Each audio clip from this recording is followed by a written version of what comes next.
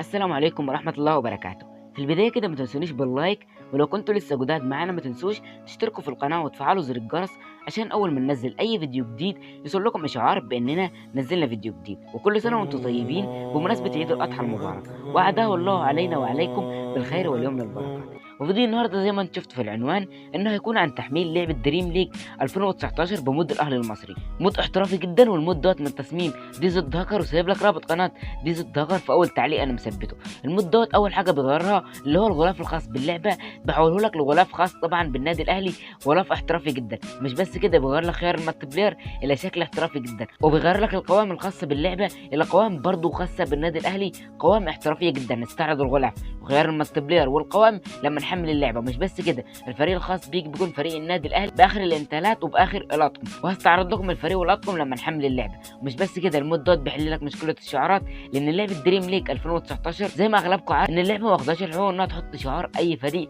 داخل اللعبه، فالمود دوت بيحل لك المشكله دي، وهتلاقي كل الفرق الشعارات بتاعتها الحقيقيه. ومش بس كده، المود دوت بيفتح لك كل اللاعبين، يعني انت تقدر تشتري اي لاعب وتضيفه لفريقك بدون اي مشاكل، وطبعا هيكون معاك اموال لا نهائيه. وهستعرض لكم كل حاجه في المود دوت لما نحمل اللعبه. وخلينا دلوقتي يا شباب ندخل في طريقه تحميل اللعبه دي.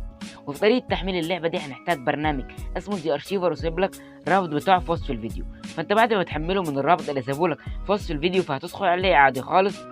برنامج زي ارشيفر هيفتح لك بالواجهه اللي انت شايفها دي، فهتروح لمجلد اسمه داونلود، هتلاقي الثلاث ملفات دولت، والثلاث ملفات دولت سايب لك الرابط بتاعهم في وصف الفيديو، عباره عن ملف اي بي كي، ملف داتا، ملف او بي بي. فانت اول حاجه بتعملها بعد ما بتحمل الثلاث ملفات، بتروح لاول ملف معانا واللي هو ملف الداتا، وبتضغط عليه ضغطه واحده يظهر لك قائمه بالشكل دوت، فهتضغط على رابع خيار في القائمه دي واللي هو خيار استخراج. بعد كده هتروح لذاكره الهاتف، بعد كده اندرويد، بعد كده مجلد داتا، وهتعمل له لصق من خلال الدايره الخضراء دي. الملف هيبدا يستخرج معاك بالشكل دوت، وزي ما انت شايفين يا شباب هنا خلص استخراج.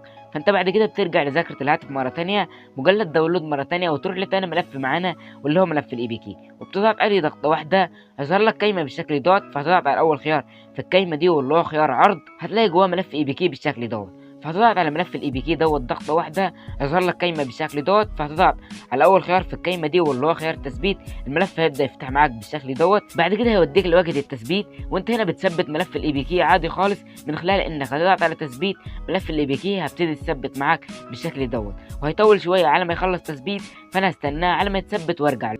وزي ما انت شايفين يا شباب هنا ملف الاي بي كي خلص تثبيت، فبعد كده بتضغط على تم، بعد كده بترجع وتروح لاخر ملف معانا واللي هو ملف الاو بي بي، وبتضغط عليه ضغطه واحده يظهر لك قائمه بالشكل دوت، فهتضغط على رابع خيار في القائمه دي واللي هو خيار استخراج.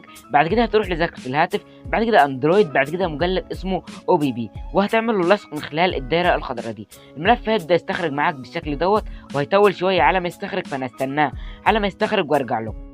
وبعد ما ملف الاو بي بي دوت بيخلص استخراج، فانت بتخرج من برنامج زي ارشيفر، هتلاقوا اللعبه اتحملت عندكم بالشكل دوت. ولو واجهتكم اي مشكله في تحميل اللعبه، فرابط الانستجرام بتاعي في وصف الفيديو للتواصل. وزي ما انتم شايفين يا شباب طبعا شكل اللعبه شكل طبعا خاص بالنادي الاهلي وشكل احترافي جدا. خلينا دلوقتي يا شباب نبدا نستعرض اللعبه، وخلينا نفتح اللعبه.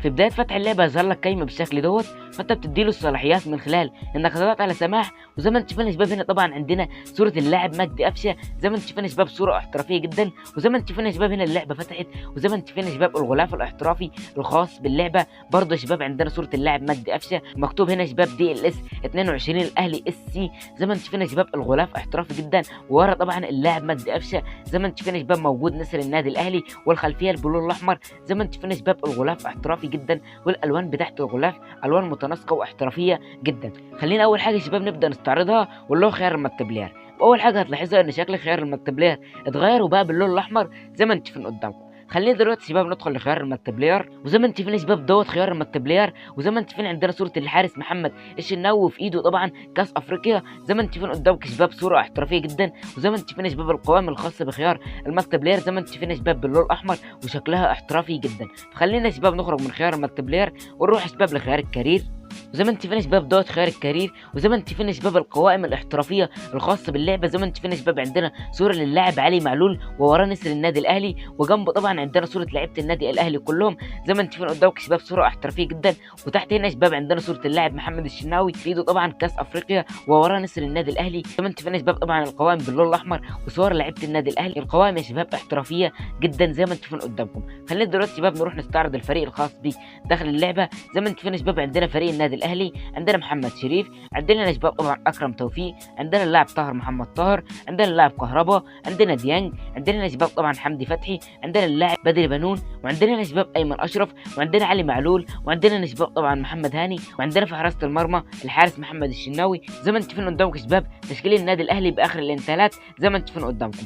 وزي ما انتم شايفين يا شباب الخلفيه اللي ورا التشكيل موجود طبعا صوره لنسر النادي الاهلي زي ما انتم شايفين قدامكم. ولو عايز تشتري اي لاعب وتضيفه لفريقك فانت تقدر تشتريه بدون اي مشاكل. فليكن يا شباب هندخل للاعبين. زي ما انتم شايفين يا شباب كل اللعيبه اللي انتم شايفينها قدامكم دي تقدر تشتري اي لاعب منهم، لان يا شباب زي ما انتم شايفين فوق طبعا عندنا اموال لا نهائيه. فانت هتقدر تشتري اي لاعب، تقدر تشتري كريستيانو، تقدر تشتري ميسي، تقدر تشتري محمد صلاح، تقدر تشتري مبابي، تقدر تشتري نيمار، تقدر تشتري مودريتش، تقدر تشتري اي لاعب. زي ما انتم شايفين يا شباب هنا كل اللاعبين مفتوحين، واي لاعب هتقدر تشتريه لان زي ما قلت لك معاك اموال لا نهائيه. وزي ما انتم شايفين يا شباب البطاقه بتاعت اللاعبين بطاقه باللون الاحمر وشكلها احترافي جدا. فخلينا يا شباب نخرج من اللاعبين ونروح يا شباب للشعارات، لانك هتلاقي كل الفرق الشعارات بتاعتها الحقيقيه. زي ما انتم شايفين قدامك يا شباب كل الفرق الشعارات بتاعتها الحقيقيه. فخلينا يا شباب نخرج طبعا من الشعارات، وخلينا يا شباب نروح نستعرض اطقم الفرق. هتلاقي طبعا اطقم النادي الاهلي اخر الاطقم.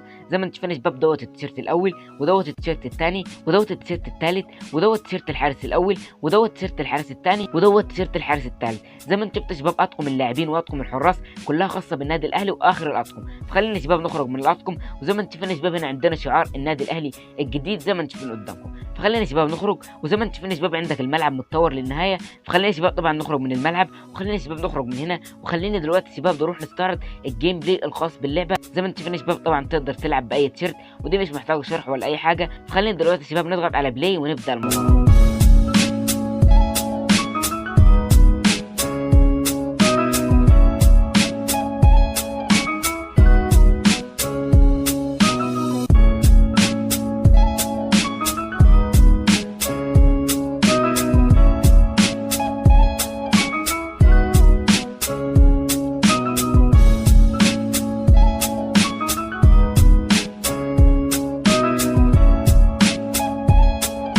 وزي ما انت شايفين يا شباب هنا اهو دخلنا على الجيم بلاي الاسطوري الخاص باللعبه. زي ما انت شايفين يا شباب اللعبه شغاله معانا بدون اي مشاكل زي ما انت شايفين قدامكم. وزي ما انت شايفين يا شباب ازرار التحكم زي ما انت شايفين يا شباب خاصه طبعا بالنادي الاهلي ولونها احمر. يا شباب موجود شعار النادي الاهلي. زي ما انت شايفين قدامكم يا شباب ازرار التحكم احترافيه جدا. ومش بس ازرار التحكم، الخريطه اللي تحت دي طبعا زي ما انت شايفين يا شباب طبعا باللون الاحمر، وطبعا يا شباب موجود عليها نسر النادي الاهلي. زي ما انت شايفين يا شباب الازرار والخريطه حاجه خرافيه بمعنى الكلمه. فبس يا شباب كده نكون وصلنا لنهايه الفيديو. اتمنى الفيديو بتاع النهارده يكون عجبكم. لو عجبكم ما تنسوناش باللايك، ولو كنتوا لسه جداد معانا ما تنسوش تشتركوا في القناه وتفعلوا زر الجرس عشان اول ما ننزل اي فيديو جديد يوصل لكم اشعار باننا نزلنا فيديو جديد. يلا يا شباب اشوفكم الفيديو الجاي. تحياتي ليكم، سلام.